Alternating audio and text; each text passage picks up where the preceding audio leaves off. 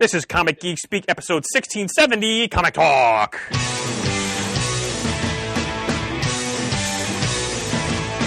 got it on Wednesday, and it was like about it going to the volume up. These guys will talk about it, everything that geeks love. From tapes to laser beams, opinions like the seasons on everything you read. And comics, movies, games, toys, artists, Comic Geek Speak, Comic Geek Speak, Comic Geek Speak, Comic Geek Speak, Comic Geek. Uniting the world's mightiest heroes. This is... I'm Brian Chrisman. I'm Adam Murdo. And I'm Chris Eberly. Comic Geek Speak. And welcome to the show. Yes, I know it's another Comic Talk episode because we haven't done another show in about 2 weeks. Had some things in the meantime that kind of happened, so we're doing another Comic Talk. We will focus mostly on the recent WildPig sale and news from said sale from Mr. Eberly, and so stay tuned for that. Honored, brother. Honored. But first, as always, a word from our sponsor. In this case, a new sponsor. This episode of Comic Geek Speak is brought to you by LearnToGradeComicBooks.com. Oh. Yes, do you want to know what your comics are worth? Have you been at a convention holding your Grail book, but not sure if it was actually in the condition the dealer priced it as? Well, the Learn to Grade Comic Books course will give you the skills you need to buy and sell comics with confidence.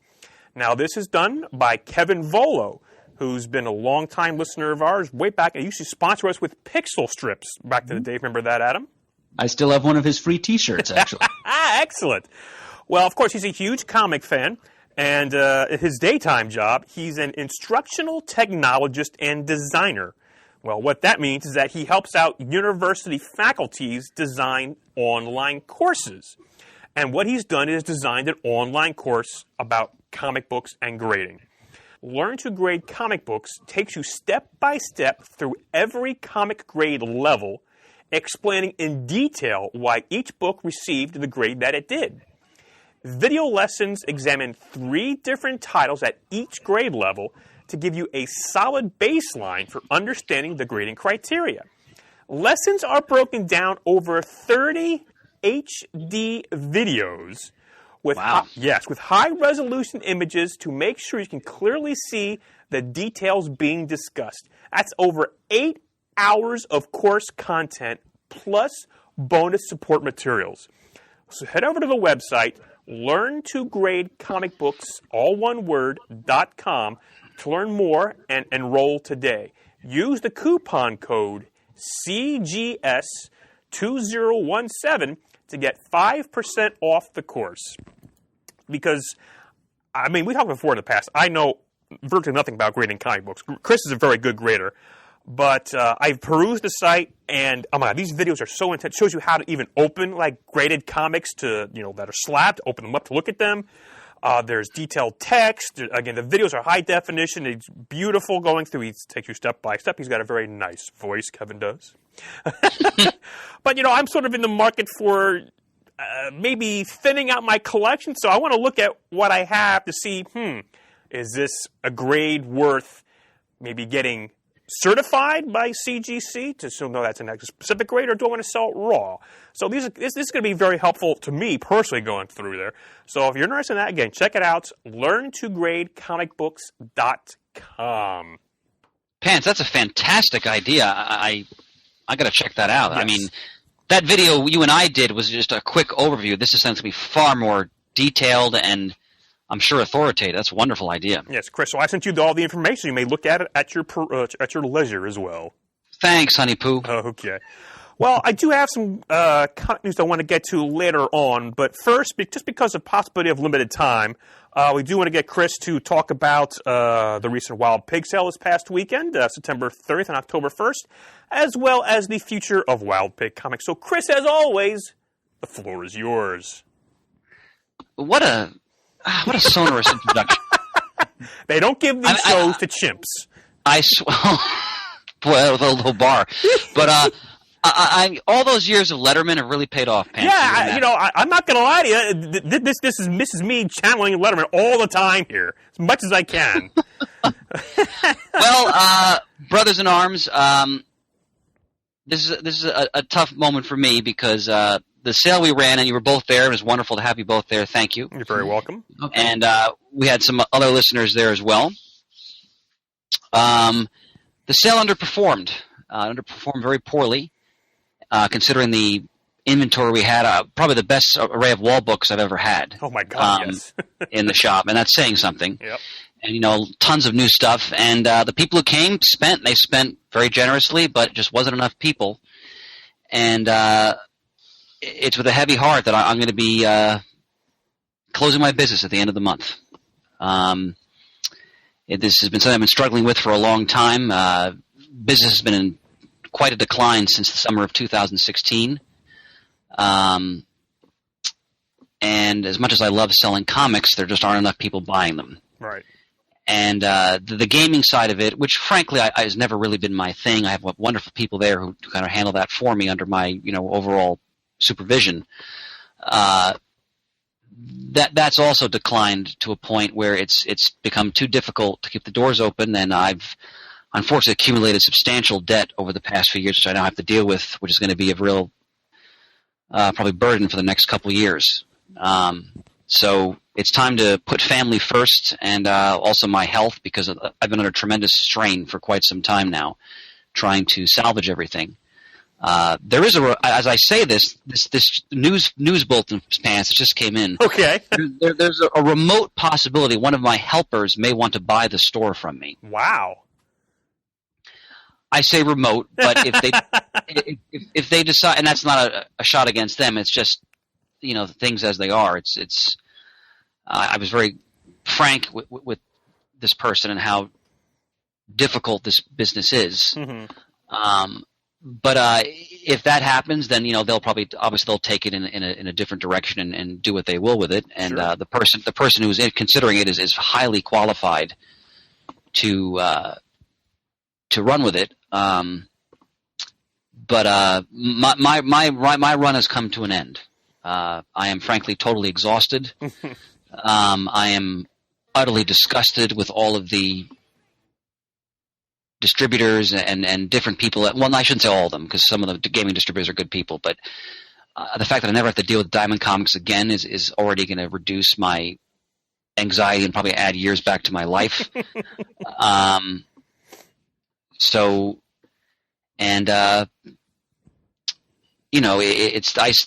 very difficult for me, because I've devoted nearly 20 years of my life really to this business and this store, and it's not really ending on the terms I'd like. But the decline has been particularly precipitous, and I'm really struggling right now financially. So before it becomes even more of a bloodbath, I have to pull up stakes and move on. Right. But I'm not getting out of comics, of course, besides the show, which is one of the great joys of my life. I'll also continue to sell comics at shows. Yes. So whether I sell the store, which is remote, or more likely I just close it, the wall books are coming with me. and other select books. That was one of my questions. What happened to the wall books? That was one of my questions. Yeah, they're coming with me, and local people who are in the New Jersey, New York area will see me, in Pennsylvania will see me at shows down the line. If besides the fact that I want to do it, it's also going to I'm also going to have to do it to help pay off my debt. But the business is, and I've talked about the store on many times in the air, and just the nature of the business, and it's just changed so much since I first got into it all the way back in 1999.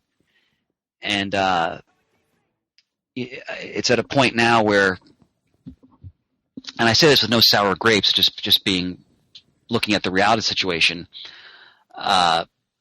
I question how much longer Marvel and DC themselves will be producing comics. I just get a whiff of desperation in a lot of the things that they're doing.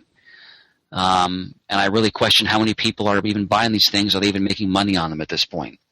My gut feeling is no. So it'll be interesting to see where, in general, all this is going to go. But I'm getting off the crazy train because it's heartbreaking, and I wish it could be different, but there's just not enough money being made, and not enough people are buying comics. Yeah. And the gaming side of it, I've learned a lot about that over the past 5 years since we brought gaming into the business. There are things about it I really have enjoyed. Other parts of it, I frankly will not miss one iota. But to do a gaming store, you really got. I mean, never really my thing. And the people who work for me are wonderful. But if someone buys this for me, or just people are going to get into that in their own way, boy, you really got to know what you're doing, because there's a you have to walk a very fine line between failure and success. It's very easy to fall off that line and just tumble into debt and defeat. So anybody getting into any kind of business like this, boy, you really got to be careful, and you really got to have the right capital, and you really got to appreciate how difficult it is to get the people in your business to spend money, because we have to remember people really don't have money on disposable entertainment the way they might have had in the past, and plus people are looking for the best deal they possibly can get, which I understand. But the distributors are not giving anybody any breaks, I can assure you, on what a retailer is paying for these products, whether it's Magic the Gathering, which has a extremely difficult profit margin to achieve. I will say that. And or Dungeons and Dragons or comics or board games or whatever. So anybody who wants to get into this, please really think about it and really tread carefully, because there's very little margin for error at all at this point. But I want to thank all the listeners who've supported the store over the years, who've come to sales, who've ordered books from me on the internet, who've said kind things. I've really savored all those interactions right through the sale we had this past weekend. The sale may have underperformed, but the people who came were wonderful, and I really appreciate that. So, gentlemen, I'm more or less at the end of my run here. Okay.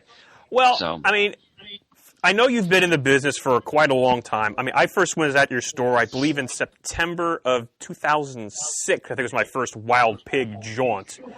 And, I mean, if folks have been listening to the show for that long, or maybe even a little longer, they know that you actually closed the store for one point a few years ago and, did shows, and then reopened the store again. So, I mean, you've been through it all in the business there, haven't you? I have. I mean, at this point, honestly, I question reopening, but I not only to a degree, because I did really enjoy reopening, coming back to it, because that place is like home. Mm-hmm. But in hindsight, I think I probably should have closed a year earlier than I am now. That probably would have saved me a lot of grief, actually, financially. Because the business, and I've talked about this with you guys many times, the business is just not what it used to be, because the nature of comics have changed from a retail standpoint, from a consumer standpoint. I mean, when I first opened in 99, and then I closed the store initially in 2010, there wasn't much in the way of digital comics. I mean, everything was still paper. And then when I came back in 12, you could really, the change was palpable. And I felt that right away. And we tried all kinds of different things. Like we eventually got rid of new comics, so I thought they were just pointless to carry because very few people were buying them. Emphasized the vintage comics, the games, and so forth. But the audience just wasn't there enough to support a brick and mortar store. I mean, and there are people who do make it work, but I'm just not one of them at this point. And you got to do what you love, and I don't love gaming, so that's another reason why I had to get out, because I just wasn't enjoying it the way I used to. And when I'm spending a lot of money on something I really don't enjoy, that also adds to my agina. So nothing against gamers at all. I know many of our listeners are probably also gamers. It's just not my thing, and the profitability of it became too daunting. I mean, when we don't even get 50% on a Magic pack, it's like, why am I doing this? Right. So. Well, I was talking to a friend the other day about, because Toys R Us is sort of going through a thing right now, and one of their biggest problems is, competition from online. And we were talking, and she said, like brick and mortar stores are just having a tough time. So many people, she was like very business, would go to brick and mortar stores. So, that's also a thing that I'm sure didn't work in your favor there, Chris. Betting things either digitally or through DCBS. My goodness, you even switched to DCBS yourself. I have indeed. Yep. Well, Pans. That's because and I've made no secret about this. I never enjoyed doing business with Diamond Comic Distributors. I mean, some of the people I work with there are very nice people, and they did their best within the confines of what they're required to do to help. But I have, let's say, issues with distributors who make your life harder rather than easier. And when you're dealing with a company that acts that way in many ways because of their monopolistic status, it's so less than ideal to work with. And when you're dealing with a product that is just constantly increasing in price and fewer people are buying, but you're still dealing with the same crappy payment terms and so forth, why am I doing this? Mm-hmm. I mean,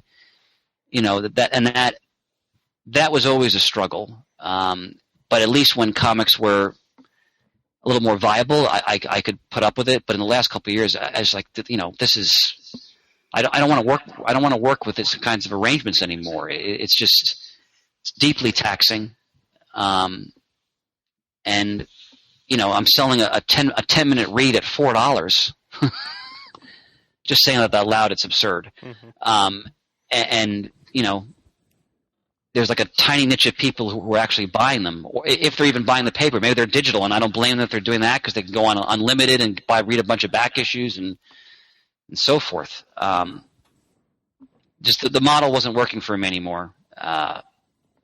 So, back issues, I still have a great profitability, but they're more for shows because they don't sell enough to maintain a store.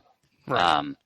In tandem with gaming. And gaming, the trick with gaming is you need to get as many people in there as possible to buy drinks, to buy snacks, to buy accessories, dice, single magic cards, books, which have you, because the events themselves, I've found, have very poor profit margins.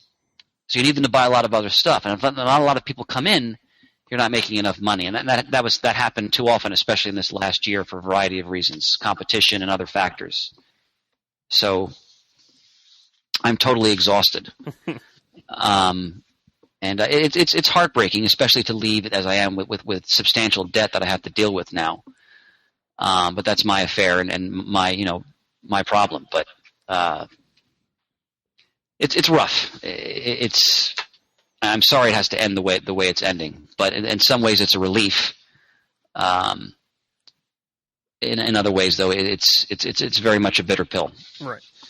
Now, of course, you mentioned you're going to be doing shows, and you've done shows in the past, but have you considered in some way maybe having an online presence for your back issues? I'm thinking about that. The only problem is that I'm not going to be I'm going to be liquidating or selling. I'm not keeping all the bargain stuff. I'm not going to store 30,000 back issues in my garage. Mm-hmm. I'm not doling out money for a storage facility. Okay. So I'm only taking the better stuff, and my problem with that is if you're selling the stuff online, if someone's going to quibble with grade, I don't really want to get into that. I'm too tired now. I'd rather, if I'm going to sell a wall book to someone, I want them to be there physically in front of me so they can inspect it and there's no nonsense. Mm-hmm. I'm not spending money getting books graded either. I want to minimize this for myself as much as possible when it comes to headaches and problems. And plus, I like going to shows and setting up and talking to people and selling books. I've had some success selling to listeners online, like want lists, which are just basic books at a basic price, which I'm happy to do. But not the better stuff. It's too much of a headache. Mm-hmm. Whatever I sell will be in person to people who are actually there so they can inspect the book and then there's no problems. So I might consider continuing to fill want lists for people. It just depends on what inventory I retain. Sure. Everything's in a bit of flux right now because I have to see whether or not this gentleman does want to buy the store, which I think is remote, but he might. And, we'll see how that transpires. But I'm out. That's a given. Okay. So, Well, of course, keep us updated for the next couple of weeks on how that goes. We want to hear how that goes. Oh, of course. And like I said, people will see me eventually at shows, especially my old friend John Paul, NewJerseyComicBookShows.com. Best and longest-running comic shows in the country. In New Jersey, twice a month. You want real back issues and pants, you can attest to this. Oh, yeah. That's where you go. Yeah, I've been there a couple times. It's very, very nice up there. Yep. Well, I'll be setting some of those. All right. Well, unfortunately, like I said, we had to get the sentence out of the way. But let's talk about the actual event this past weekend. Like I said, Adam and I were both there. And it was very nice to see everybody come out. Well, everybody. We had a couple people. Actually, our friend John Morrissey, a Marvel man on the forums, came up from Virginia. He sure did. I'm sure he's glad he got in now. But yeah, he was going through his, I don't even know what he ended up buying, but he was going through his back issues like no one's business. No, John was great, and he was so friendly and great to meet, and he was very generous in his consuming. And he even told me this is like one of his bucket lists. I was like, my God. The guy drove 400 miles to come to the event, and I was, obviously moved by that and honored, and I'm glad he made it because after that weekend, I was like, I got to stop this because it's underperforming. Mm. So he got it in just under the wire. That's right. Essentially. So Adam, I saw you had quite a stack going on. What did you end up picking up? Oh, this and that, Well, actually, I do have said stack in the very short box in which I carried it out of the shop on the floor here in front of me. So let's see. Well, I picked up several issues of Gotham Central. Chris, I know this comes highly recommended from you. So now I'm finally going to I've got the first 9 issues here, plus a later arc, issues 20 through 22, which involves the Mad Hatter. So look forward to diving into that in the coming days. Great series. I picked up about half the issues of Marvel's Original Sin event from a couple of years ago, which I did not want to buy at cover price, and so I didn't. I've got most of Nick Spencer's Ant-Man run here, and also his astonishing Ant-Man run. Got some 70s issues of Brave and the Bold. Chris, I found issue number 25 of Priest's Black Panther run. It's a keystone of my collection of that. I have just all the issues preceding it and a whole bunch of issues after it, but I couldn't read any further until I found that issue, and you had it for me, Chris. Fantastic, Merds. Now, I may continue the journey through Priest's a very entertaining run on that character that I know means so much to you. Indeed. I found Spider-Woman number 37, volume 1, which is the first appearance of Banshee's daughter Siren. I've got a few issues of Kurt Busiek's Shock Rockets, a series that came out through Guerrilla Comics fun back series. in the early 2000s. Yeah, it's about a bunch of street racers who cannibalize spacecraft left over from a failed alien invasion, and the fun times they have racing those illegal space rods around Earth. A few issues of the early New Teen Titans run by Wolfman Perez, including the first appearance of Dr. Light's Fearsome Five and Frances Kane, occasional girlfriend of Wally West, Brian. Magneto, is that what she also went by? Magenta. Magenta, I'm sorry, that's right, Magenta. Which is kind of it's an anagram of Magneto. Yeah, that's my excuse for my tongue-tied there. And a good one it is, too. And you were with me when I found these 3 issues of Batman Confidential, numbers 26 through 28, with Jose Luis Garcia Lopez artwork, introducing King Tut to pre-Flashpoint Batman continuity. I've got the Batman Full Circle one-shot featuring The Reaper with Alan Davis artwork. I've got several random annuals. This was Random Annual Day, apparently. I got a couple of Iron Man annuals, including one with Man-Thing and the Molecule Man. There's a Batman annual written by Mark Waid and Brian Augustin with inks by Michael Bayer. It's Batman versus White Supremacists, sadly still topical here in 2017. And inspired by our recent discussions of Jack Kirby during his centennial, I got all the issues of both of the 1980s Superpower miniseries, those toy-related non-continuity comics that Kirby plotted back in the 80s. Plus, I got from your trade selection, Chris, the back half of Terry Moore's Strangers in Paradise series. So I can finish reading that series in time for the new material to come out next year. And I grabbed the latest, I continue to work my way through Fables. I got volume 12 in trade. Murd, I mean, I got to say, Murd, you barely came up for air for much of the day. You were like a locust. I know. I was. And I'm honored, sir. I'm glad you came with a great batch of stuff there.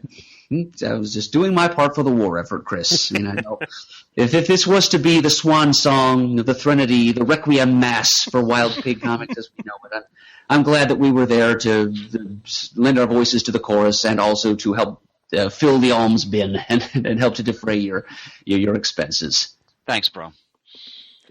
Honored. Yeah, I didn't buy quite as much as Adams because I've already gone through your back issues quite a lot, but I did find a few more things. A couple of Bronze Age Thors, as well as a couple of Bronze Age Thors annuals I did not have. But I actually found something I haven't been looking for quite a while, DC Superstars number 7. Was featuring Aquaman. That was a line back in the 70s. Didn't last too long, of like a lot of reprints, things. But I didn't have issue 7, so now I found that at Wild Pig, and boop, now that series is done. Excellent. All right. And, of course, what would a recap be without talking about the raffle? So, of course, once again, Chris always puts together a good raffle, and half of the proceeds go to the Hero Initiative in the name of our departed brother, Jamie D. Yep. And, of course, it's $1 raffle ticket or 6 for $5, $5. And I think you have like 10 items up there, and you put your tickets in, and you eventually will draw them out. So, in the past, I've always bought, and I did it again, I bought $52 worth of tickets. And, of course, now, the competitiveness got the better of some of the people there. John, Big John, decided to buy $53 worth of raffle tickets.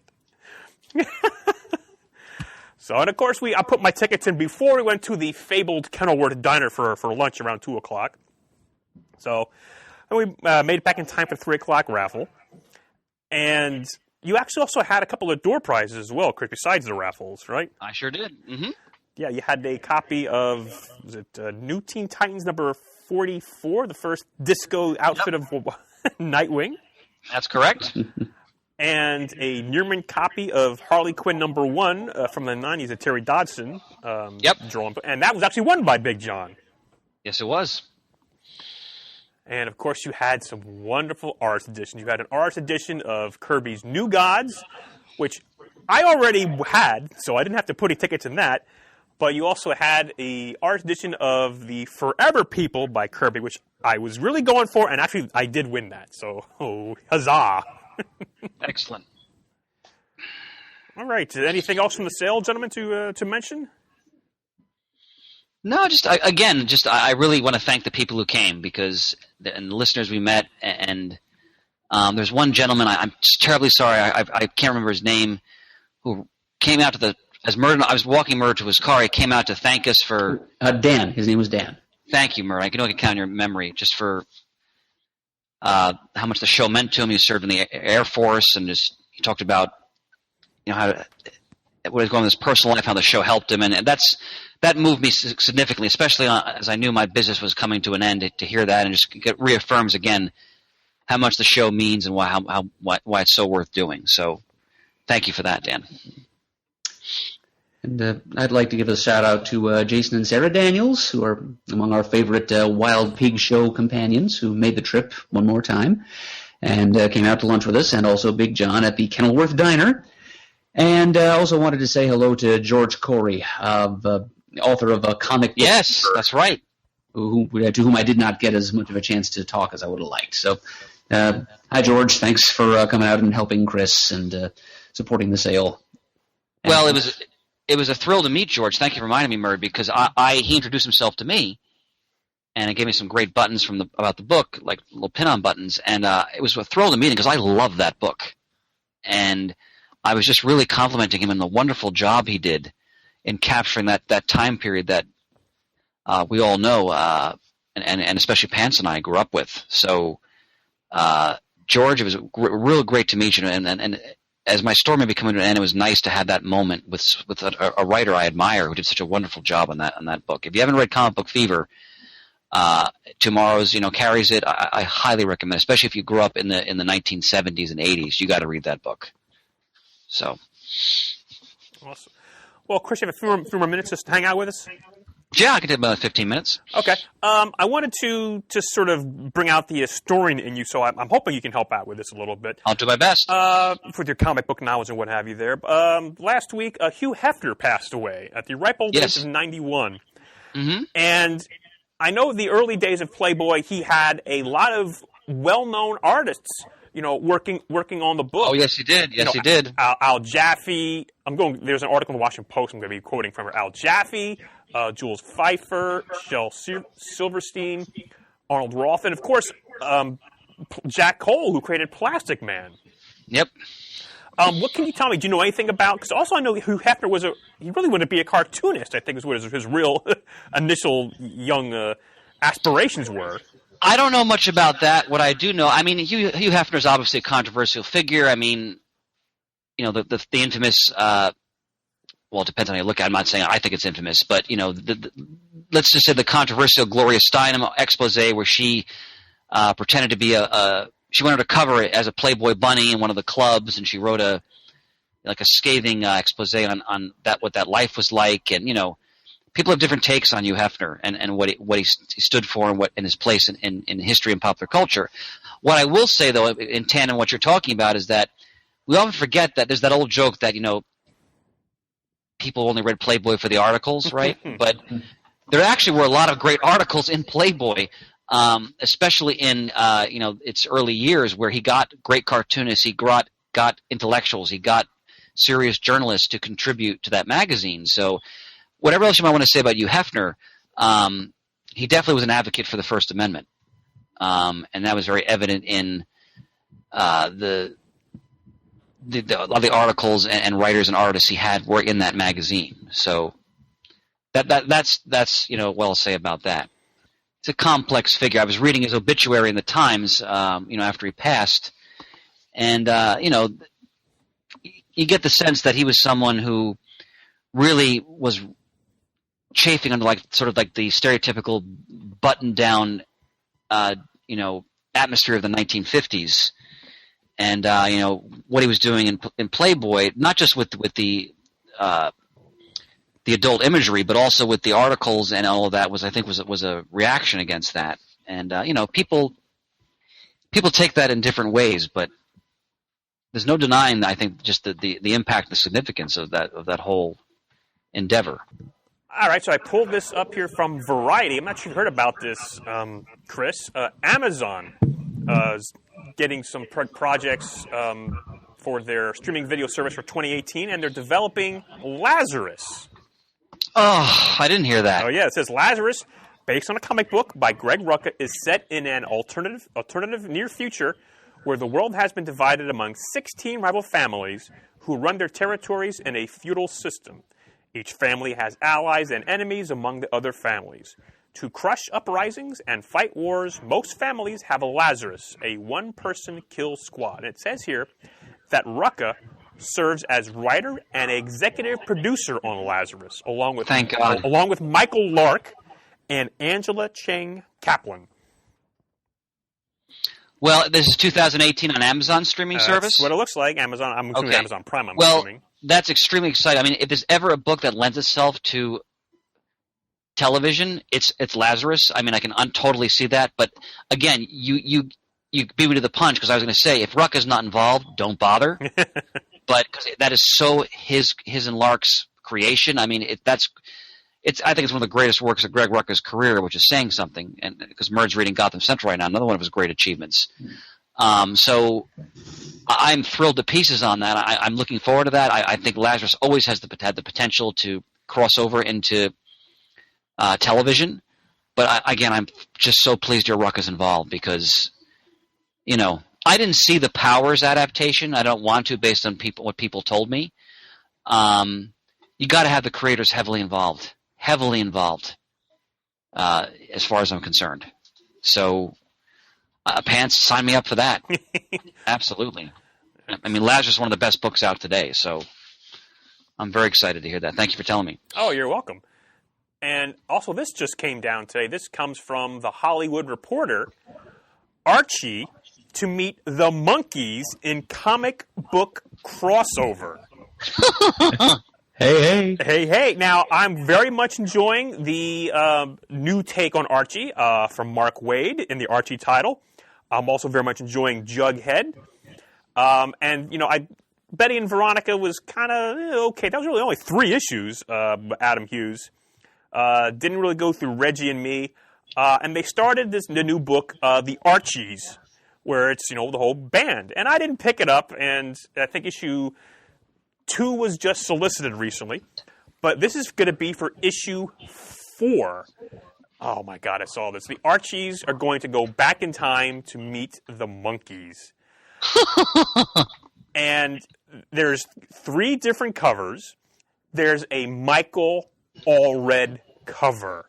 Oh, I can only imagine. Oh, man, where the Monkees are playing in the foreground and the background. The Archies are, like, on meteorites. Oh, good God. I am so now I got to start getting the Archies book. Now, not a bad thing, but, oh, man. Jeez, just when I was out, they pulled me back in again. Is there a writer mentioned, Brian? Of course there is. I'm so terribly sorry. Alex Segura, who's co-writing it with Matt Rosenberg. So that's like, oh. Well, I look forward to your reaction on the air, sir. Hey. Which I'm sure will be enthusiastic. Hey. Brothers, I have to depart. I apologize. All right. I have to go pick up my kid. All right. But as always, it's good to be home. Yes. Happy to be here for you, Chris. Thanks, brothers. And no doubt we'll talk soon. Yes. All right, gentlemen. Have a good night. You Take too. care. All right. Bye. Bye. Good night. And then there were 2. Yes. Plus a cricket.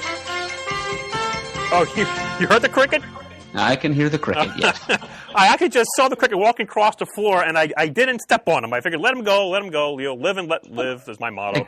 Exactly. So if you heard Jiminy Cricket, he's somewhere in the studio here. But if you did not hear him, but you heard the music instead, it's time once again.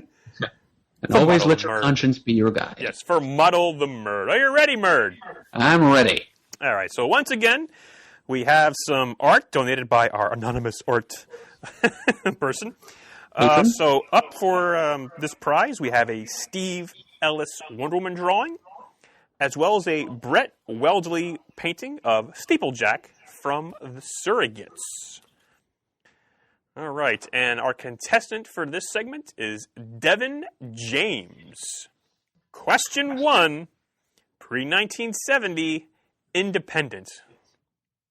In Whiz Comics, number 2, published by Fawcett Comics, the first appearance of Captain Marvel, True. Dr. Savannah demands a ransom sum or he will destroy radio. What is the sum that he demands? Oh. I know you read this. This is devilish, Devin. He wants some artwork. Give him a break. Devious, devilish Devin. I think he or she must know that I don't remember numbers very well. So, $40 million. Oh, so close. It was $50 million. Shoot. I mean, not $10 million isn't really close, but No. you get the idea. What's $10 million between friends? Exactly. He seems to, the number theme sort of continues here with question 2, 1972,000 Marvel. Stan Lee is ascribed with his last ongoing writing credit in the August 1972 issue of Fantastic Four number 125.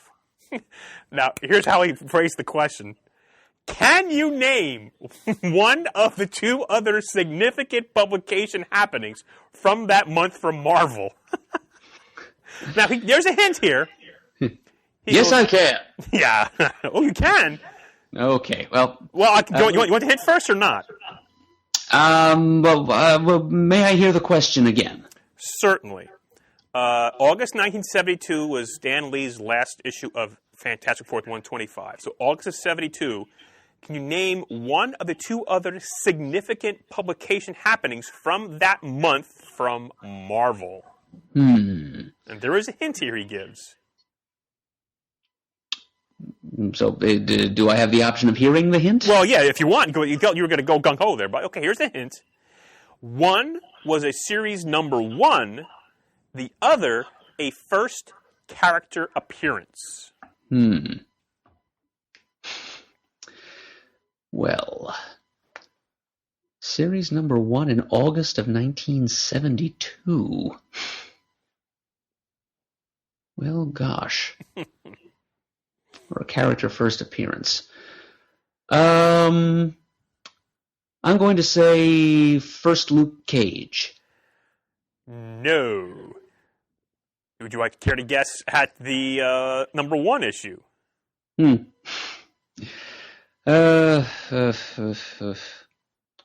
of 1972. First issue of Marvel 2-in-1? Oh, I'm so sorry. The Defenders made their comic debut with the team featuring the Hulk, Doctor Strange, and Namor. Also, Marvel Spotlight number 5, the first appearance and origin of Johnny Blaze, the Ghost Rider, was released. All right. So, no soup for me there. No, and question number 3 doesn't get any easier. 2001 to present, DC. When DC's The New 52 launched in 2011, it published 52 ongoing titles. How many titles ended up being published under the New 52 banner? All right. Now, I think there's a fine point of semantics here that I'm missing. Okay. All right. So, they launched 52 new titles. Mm-hmm. How many of them ended up being published under the New 52 banner? No, not now.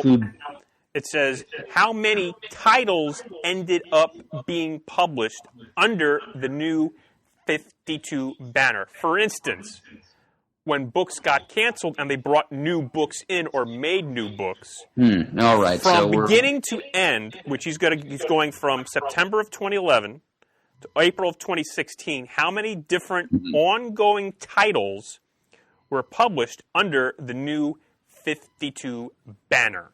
All right. So this is between the post-Flashpoint New 52 relaunch and the Rebirth initiative. Correct. And, of course, you're looking for a number. A number. which obviously is greater than 52. 52, yes. All right, so this is kind of a jelly bean in the jar guess here. Come on. Yoink, yoink, yoink, yoink, yoink. Yeah, I certainly haven't been counting. All right. 68. No, the answer he has here is 93 total ongoing titles were published under the New 52 banner. All right. Well, that was some rough going there, but it sure was. Yeah. So, congratulations, Devin Jones. Muddle accomplished. There's a P.S. at the very end. It says, P.S. If I do end up muddling the murd, and since I live in Canada, if sending my prize is too cost prohibitive, I'll donate to whichever option you feel is best. Yeah. Not to worry, Devin. Thanks to listener Kurt Schmidt from the Chicagoland area, I now have a sizable, what's a good word for an amount of money set aside, a sizable allocation for postal expenses, and so it's no difficulty at all to mail your winnings to you across the American and Canadian border. So, congratulations again, and you will indeed be getting your artwork just as soon as it and I are in the same place at the same time, and I can then put it into the mail for you. Excellent. So I've already forwarded you the email, sir. All right. All right. Any other topics of interest you want to bring up at all, or? Yeah, to be honest, Brian, the only comic-related thing I had to talk about was what I bought at what turned out to be the last Wild Pig sale. So okay. I think we've exhausted that. So I guess not. Oh, well, a word of thanks to Constantine Nasser, who provided us with our now you have provided me, I should say, with my copy of the Adventures of Captain Marvel serial Blu-ray that he sent to us. And we mentioned that in a previous episode, but now, thanks to you bringing it along to the Wild Pig sale, I've got it in my hands, and I've got a Blu-ray player here, and pretty soon I'll be experiencing it and sharing it with all my friends and family and all of that. Because, of course, you, Chris, and Shane did commentary for a couple of the episodes of that serial. That is right. 3 episodes, I believe. And so we're listed on there as film historians, right next to such notables as Jerry Beck and Leonard Maltin, and Constantine himself. Excellent. All right. Well, if there's nothing else, then we'll wrap up this episode with a bow. Once again, this episode was brought to you by LearnToGradeComicBooks.com. So go to their website, check it out, and use the coupon code CGS2017 to get 5% off your order. If you'd like to leave us a voicemail, the number to call is 267-702-6642. If you'd rather send an email, the address is comicgeekspeak@gmail.com. You can like us on Facebook. You can follow us on Twitter. Our handle is @comicgeekspeak. You can also visit thecomicforums.vanillaforums.com, which is our online listener talkback forum, where you can leave feedback about this and many other episodes of our podcast, or enter into conversation with your fellow CGS listeners on comic-related topics. We'd like to extend our thanks to those who have donated monetarily to the show in the past. We really appreciate it. The show wouldn't be what it is today without you. And, as always, we are uniting the world's mightiest heroes, one listener at a time.